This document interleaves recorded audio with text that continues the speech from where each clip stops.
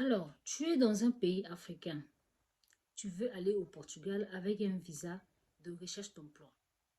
Reste jusqu'à la fin de cette vidéo car je vais te montrer les 7 étapes primordiales pour pouvoir obtenir un visa de recherche d'emploi au Portugal.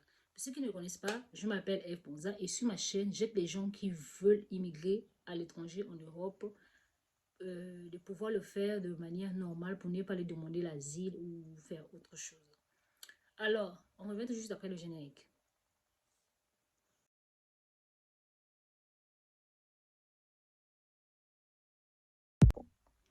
Alors, allons dans le vif du sujet. Je vais vous partager les 7 étapes qu'il faut pour pouvoir obtenir un visa de recherche d'emploi au Portugal.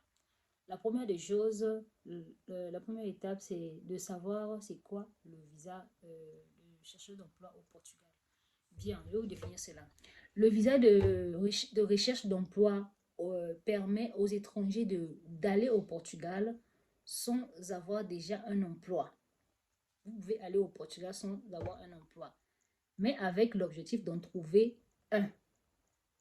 Il est valable pour 120 jours, renouvelable une fois pour 60 jours. Si tu trouves un job, tu peux faire une demande de titre de séjour sans quitter le pays. Alors, la deuxième étape consiste à... Deuxième étape, est-ce que les Africains peuvent en bénéficier? Oui, absolument. Absolument. Ce visa est ouvert aux ressortissants de tous les pays hors Union européenne, y compris, bon, hors Union européenne. Ça veut dire ce que ça veut dire. Je prends quelques exemples, la Côte d'Ivoire, le Sénégal, le Cameroun, la RDC, le Congo, tous les, tous les pays qui sont hors de l'Union européenne. Alors, c'est quoi les conditions pour demander ce visa? Pour faire la demande, vous devez avoir un passeport valide. Prouvez que vous avez des ressources financières environ 3 fois le SMIC portugais, soit 3 000 euros. Il vient 3 fois le SMIC portugais, soit 3 000 euros.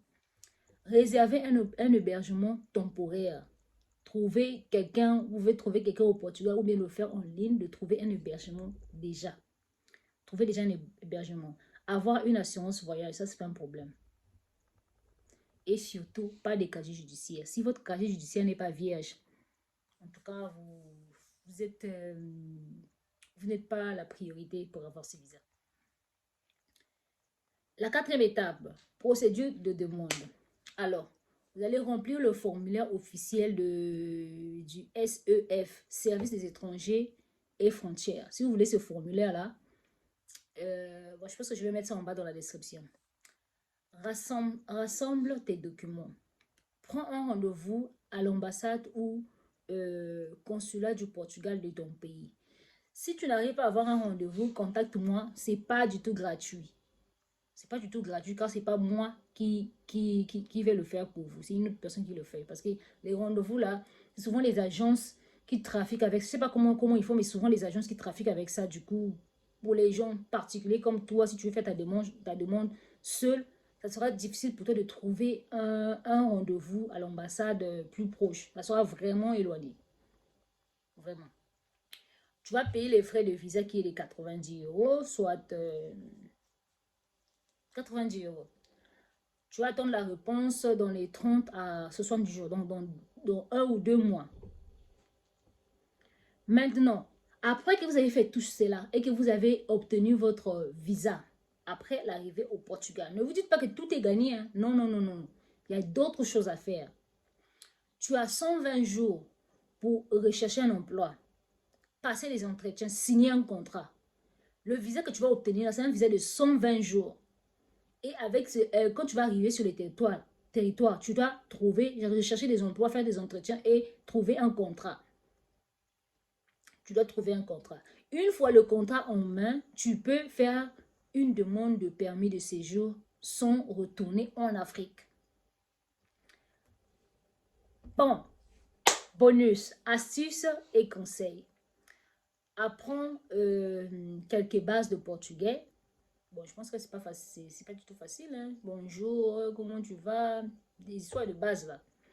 Prépare un CV européen. Tu dois obligatoirement faire un très bon CV européen.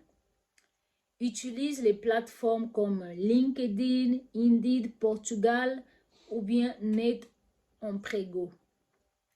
Et enfin, la 7e étape, ces visas n'autorisent pas le travail, n'autorisent pas à travailler avant d'avoir le contrat. Donc, comme je disais, ce visa n'autorise pas à travailler avant d'avoir un contrat. Est-ce que vous avez compris ce que j'ai dit? Vous avez votre visa, vous arrivez sur place, vous vous dites que je peux travailler. Non, si vous n'avez pas de contrat, vous ne pouvez pas travailler. Tu dois quitter le pays si tu ne trouves pas de job à la fin des 180 jours. J'espère qu'on a compris. Donc, vous allez sur place. Dès que vous arrivez le premier jour, mouillez le maillot pour vous trouver un emploi. Allez toquer dans toutes les portes, allez consulter, chercher à avoir des amis qui peuvent vous aider à trouver ce job-là. Et vous verrez que ça va aller.